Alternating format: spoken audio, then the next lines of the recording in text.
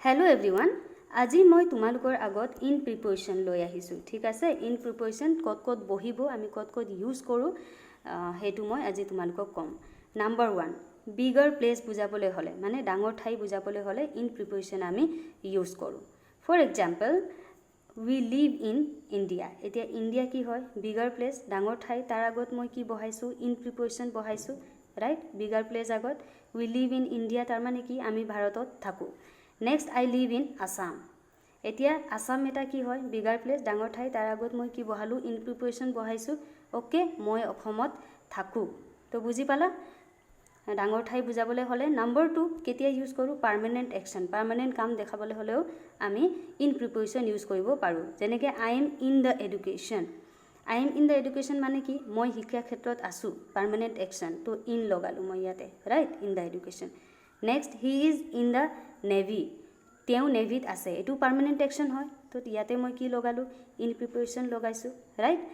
next আমি কেতিয়া use কৰো ইন প্ৰিপৰেশ্যন পিৰিয়ড অফ টাইম বুজাবৰ কাৰণে পিৰিয়ড অফ টাইম মানে কি এটা সময়ৰ ভাগ বুলি ক'ব পাৰি period okay for example in এ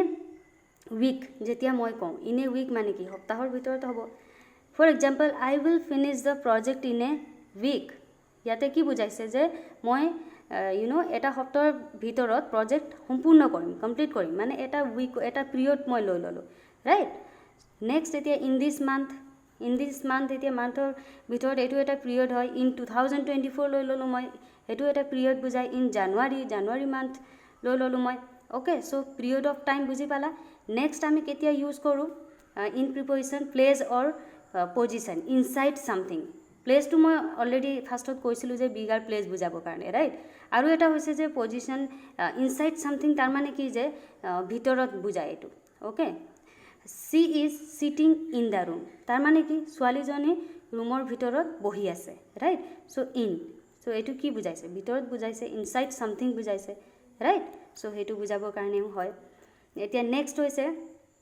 এটো যোনটো মই প্লেস দিছিলো ফাৰ্স্টৰ এটো বিগাৰ প্লেস ডাঙৰ ঠাই বুজাবৰ কাৰণে এটো ইনসাইড সামথিং ধৰি লোৱা ওকে এতিয়া নেক্সট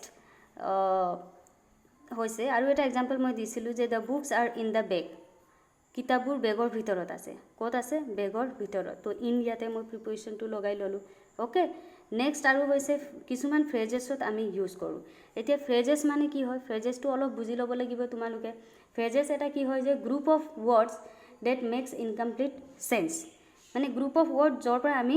কমপ্লিট সেন্সটো বুজি নাপাওঁ ঠিক আছে হেতুকে ফ্ৰেজেছ বুলি কয় এটো মই লৈ আনিম separate video so in the night এতিয়া ইন দা নাইট টু কি যে ৰাতি সময়ত এতিয়া ৰাতি সময়ত কি বুজি পাইছা তোমালোকে ইয়াত কমপ্লিট সেন্স নাই ৰাইট সো কিছুমান ফ্ৰেজেছত আমি কি ইউজ কৰো ইন প্ৰিপৰেশ্যন ইউজ কৰো ইন দা নাইট এতিয়া যদি মই কওঁ I heard a sound in the night এতিয়া এটো কিন্তু মই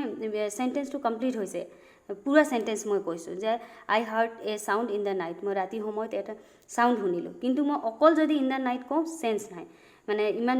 মিনিং আমি ভালকৈ বুজি নাপাওঁ সো এটো কি বুলি কয় ফ্ৰেজেছ বুলি কয় এতিয়া কিছুমান ফ্ৰেজেছত আমি ইন প্ৰিপৰেশ্যন ইউজ কৰো যেনেকৈ in the night in the evening in the morning in the afternoon এইবিলাকত আমি ইউজ কৰো ওকে এতিয়া নেক্সট হৈছে কণ্ডিশ্যন অৰ ষ্টেট অৱস্থা বুজাবলৈ হলে যেনেকৈ হি ইজ ইন ট্ৰাভেল মানে প্ৰবলেমত আছে বা সমস্যাত আছে সো আজি মই ইন প্ৰিপৰেশ্যন তোমালোকক ক'লো আৰু কিছুমান যদি থাকি গৈছে মই আকৌ কেতিয়াবা লৈ আনিম সো আজিৰ কাৰণে ইমানেই থ্যাংক ইউ সো মাচ